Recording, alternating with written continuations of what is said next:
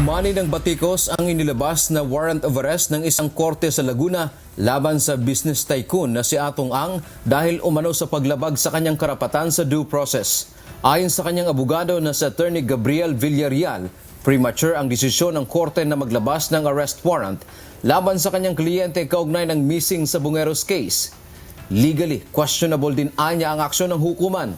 Dagdag pa ni Attorney Villarreal, umakto ang korte sa hindi kumpleto at one-sided na impormasyong ibinigay ng Department of Justice o DOJ.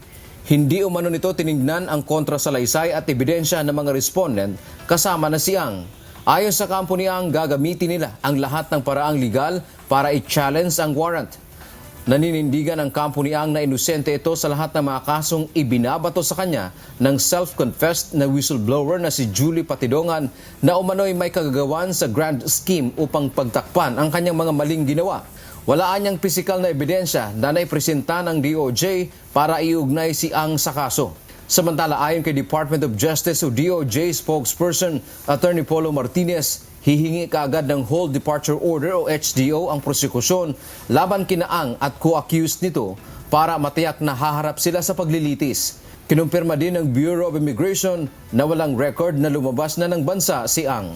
Dantiamento, UNTV, News and Rescue. Diyos ang aming sandigan, serbisyo publiko ang aming pinahahalagahan.